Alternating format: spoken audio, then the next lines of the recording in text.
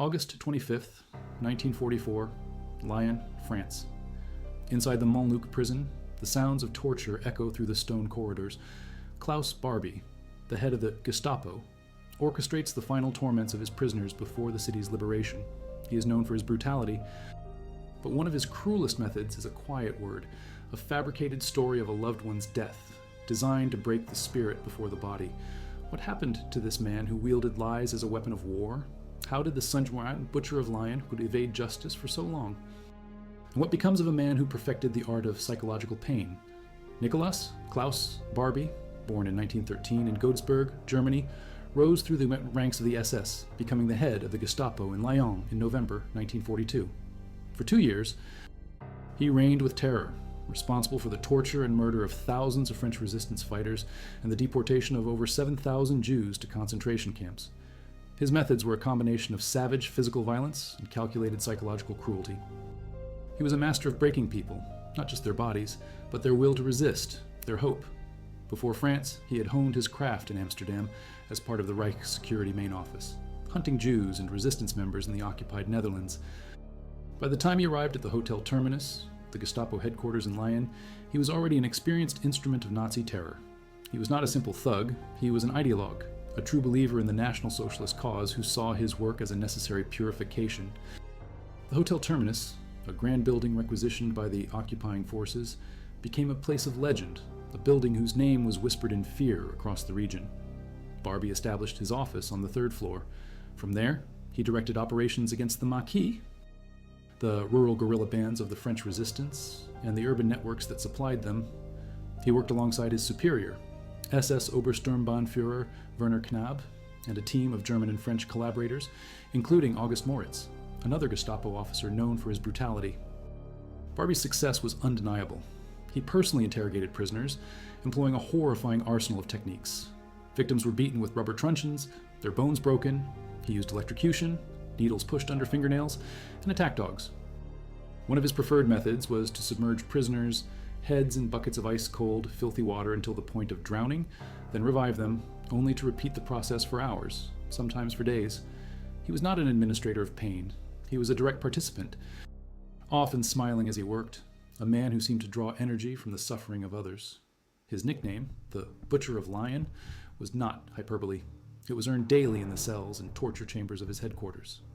One of his most significant achievements was the capture of Jean Moulin, the high-ranking leader of the French resistance, Charles de Gaulle's personal emissary, tasked with uniting the disparate resistance factions into a single national council of the resistance. On June 21st, 1943, Barbie's unit, acting on a tip from an informant, raided a meeting of resistance leaders in a doctor's house in Caluire-et-Cuire, a suburb of Lyon. Moulin was among the 8 leaders captured. He was taken to Montluc prison and subjected to days of relentless torture at Barbie's hands. Barbie knew the identity of his high-value prisoner, who was using the name Max. He was determined to break him. Moulin never spoke. He never revealed the names or information his captors sought, protecting the fragile unity of the organization he had built. He was beaten into a coma, his face rendered unrecognizable, his skull fractured. He died on a train to Germany on July 8th, 1943, a martyr for the resistance and a testament to Barbie's savagery. The destruction of Moulin's network was a devastating blow to the Allied war effort. Barbie's cruelty was not reserved for soldiers. It extended to the most vulnerable. On the morning of April 6th, 1944, on Barbie's direct orders, a Gestapo unit raided a Jewish children's home in the remote village of Izieu. The Maison d'Izieu was a sanctuary run by Sabine Zlatten and her husband Miron, where Jewish children who had been smuggled out of camps or had lost their parents could live in relative safety. That morning, 44 children, aged 4 to 17, and their 7 adult caregivers were arrested. A final heartbreaking letter from one of the older children, discovered later, reads simply, "The Germans are here." They were rounded up and loaded onto trucks.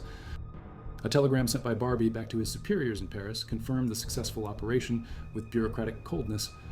The children of Izieu were sent first to the Drancy internment camp near Paris, then loaded onto transports bound for Auschwitz. All but one of the children and their supervisors were murdered in the gas chambers upon arrival, including Myron Zlatten. This act, the calculated destruction of a sanctuary for children, would become a central charge in his eventual trial for crimes against humanity.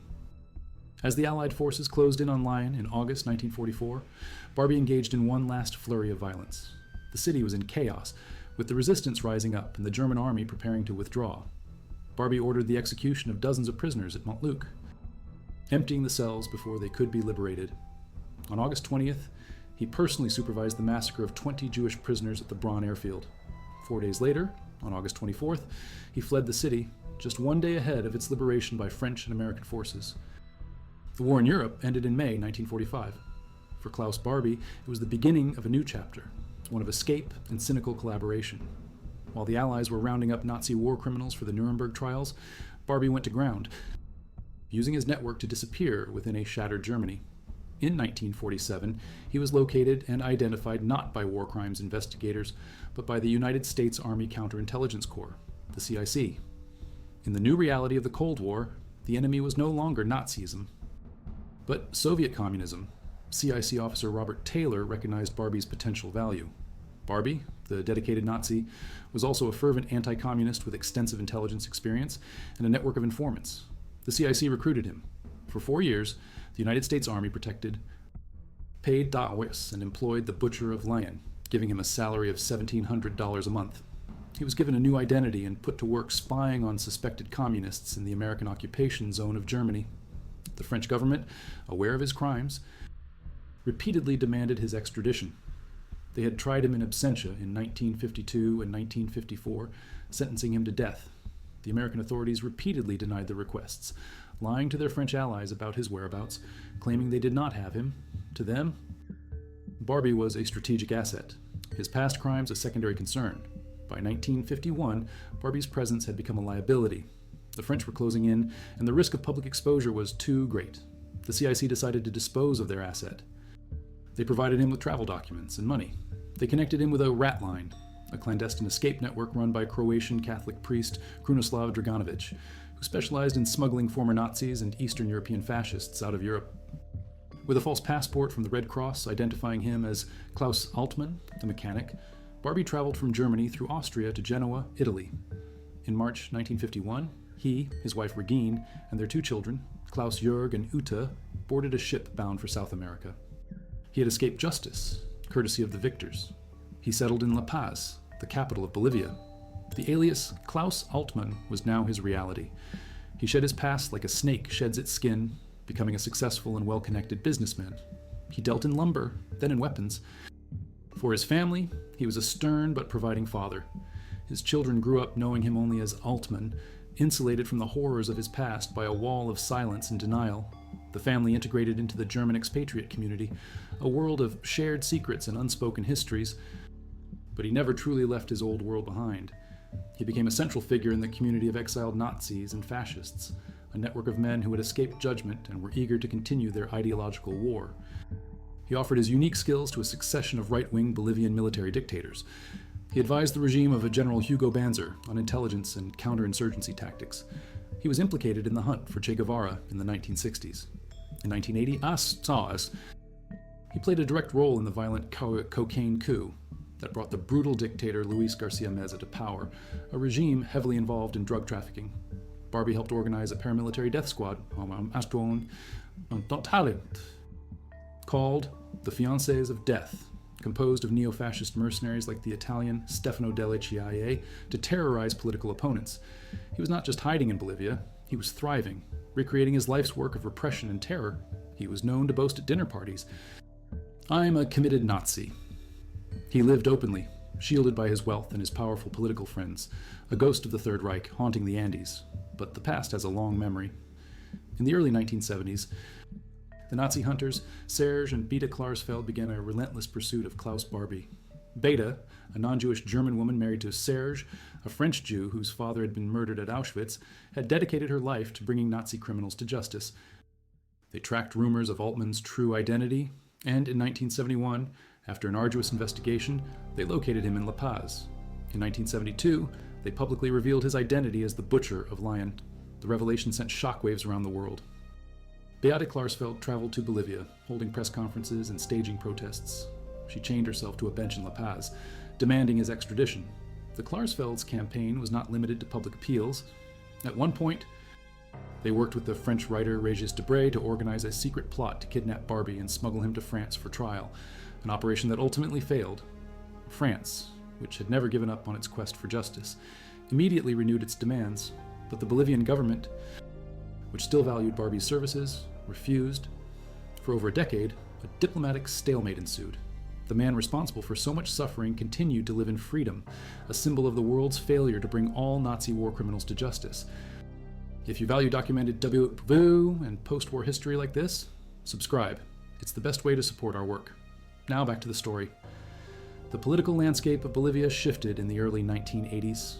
A new, democratically elected government under Hernan Siles Zuazo came to power. Less sympathetic to the aging Nazi war criminal, the years of protection were over. The international pressure, largely fueled by the Klarsfeld's unwavering campaign, became impossible to ignore. On January 19, 1983, Klaus Barbie was arrested, officially for owing the state $10,000. It was a pretext. Within weeks, on February 5, 1983, he was placed on a military transport plane and extradited to France to finally face justice for his crimes. He was 70 years old. His 4 decades of borrowed time were up. The trial of Klaus Barbie began on May 11, 1987, in Lyon, the city where he had committed his most heinous acts. It was a landmark event, the first time in France that someone was tried for crimes against humanity, a charge specifically chosen because it had no statute of limitations. The proceedings were held in the Palais de Justice, and the courtroom was filled with his surviving victims, their faces etched with the memories of his cruelty. Barbie himself sat in a specially constructed bulletproof glass box. Over 100 witnesses testified against him, their voices bringing the horrors of the Hotel Terminus and Montluc prison back to life after more than 40 years of silence. Barbie's defense was led by the controversial lawyer Jacques Verger, who employed a strategy of rupture. Vergès argued that Barbie's actions were no worse than those committed by any state in a time of war, specifically citing the actions of the French army during the Algerian War. He sought to put France itself on trial, to blur the lines between the Nazi occupier and the colonial power, but the testimony of the survivors was too powerful to be deflected by legal maneuvering. Simone Lagrange, who was 13 when she and her parents were arrested, pointed at Barbie in the courtroom and spoke of his chilling smile as he tortured her. Lise Lezevre, a resistance fighter now in her 80s, described being submerged in ice-cold water, her lungs burning, and being beaten with a spiked ball. 40 years had passed, but the memories were raw, immediate. The court heard in excruciating detail about the raid on the children's home in Izieu. Sabine Zlatan, the home's founder who had been absent on the day of the raid, provided a list of all 44 of the children's names, reading them one by one into the official record. It was the testimony about these children that sealed his fate.